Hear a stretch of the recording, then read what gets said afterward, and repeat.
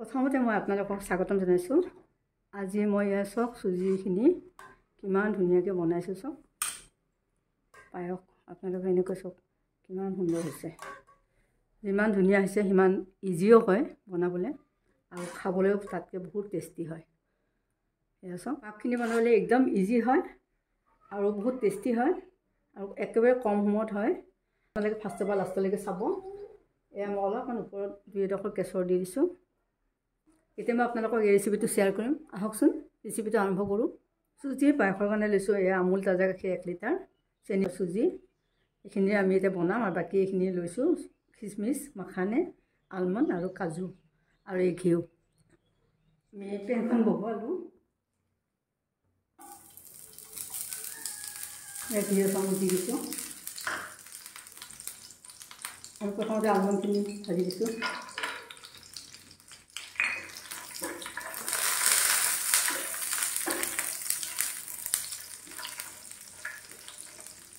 কাজু খুন্দি দি দিছোঁ।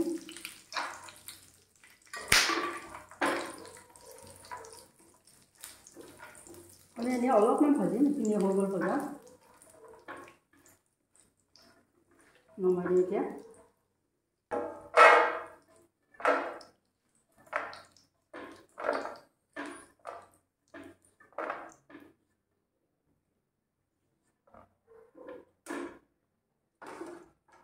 এতিয়া আমি মাখানিখিনি ভাজিম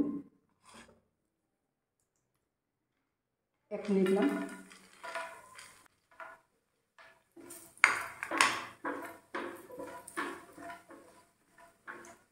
জুইটো কমাই লৈছোঁ। মাখানে হৈ গ'ল ভজা।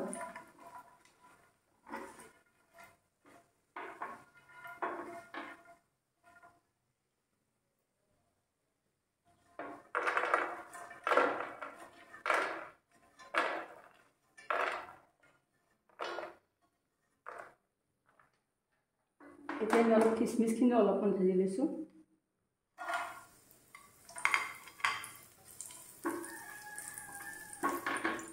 খিচমিচ ভজা হৈ গ'ল। বেছি সময় ভাজিব নালাগে খিচমিচ।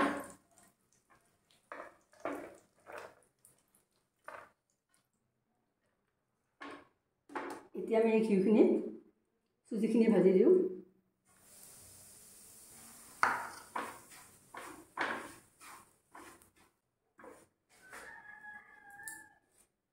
তেজপাত 3টা দি দিছোঁ।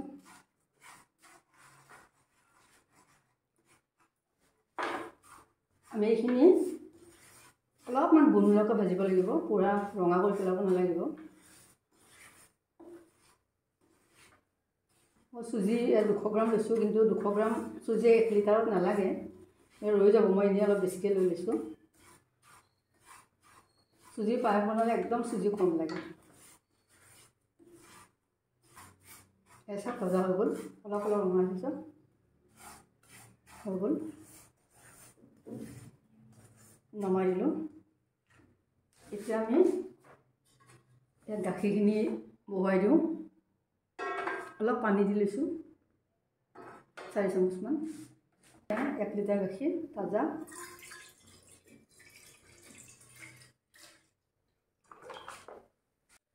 এতিয়া আমি এই আলমণ্ডখিনি যে ভাজিছোঁ এইখিনি আমি অলপ আধা পিঠা কৰি লওঁ। এনেকৈ খুন্দি লওঁ অলপ।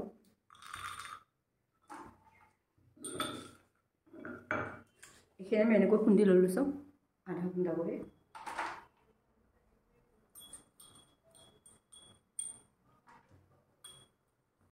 আমাৰ গাখীৰখিনি উতলি লৈছোঁ। এয়া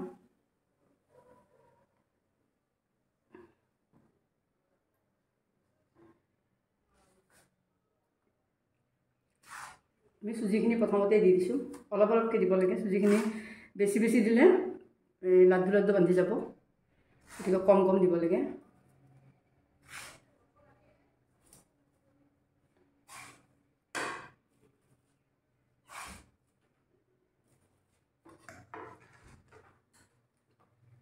আমি এতিয়া আৰু নিদিওঁ, এইখিনিয়ে হ'ব।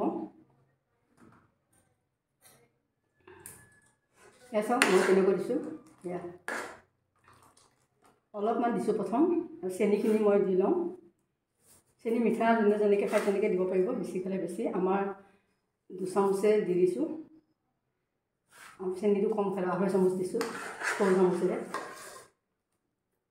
মানে 50 গ্ৰাম মানহে চেনি দিছোঁ মই, নাই দিয়া। এতিয়া মই এইখিনি ড্ৰাই ফ্ৰুটছখিনি গোটেইখিনি ইয়াত ঢালি দিম।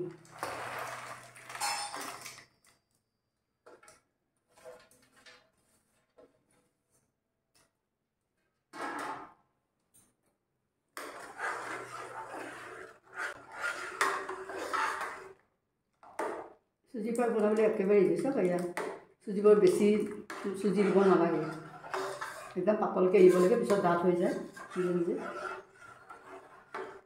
আমি জুইটো অলপ কমাই আহিছোঁ। এয়া চাওক মই প্ৰায় হ'ব আৰু।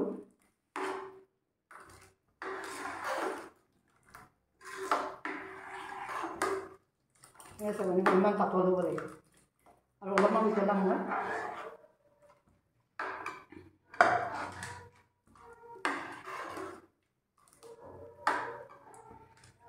আমাৰ চুজি চাওক এয়া আধা থাকি গ'ল, দেখিছেনে? 100 গ্ৰাম চুজিয়ে হৈ গৈছে। এইখিনি আমাৰ হৈ গ'ল। এতিয়া আমি এই কৰ্পূৰখিনি দি দিছোঁ। চাওক এনেকুৱা কৰ্পূৰ, এনেকৈ গুড়ি কৰি ল'ব লাগিব।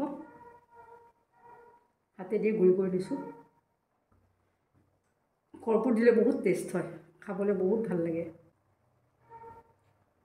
আমাৰ এই পায়সটো আগতে আমি বহুত খালোঁ সৰুতে, এইটো আমি মোহন পায়স বুলি কৈছোঁ। এয়া চাওক ধুনীয়া আছে।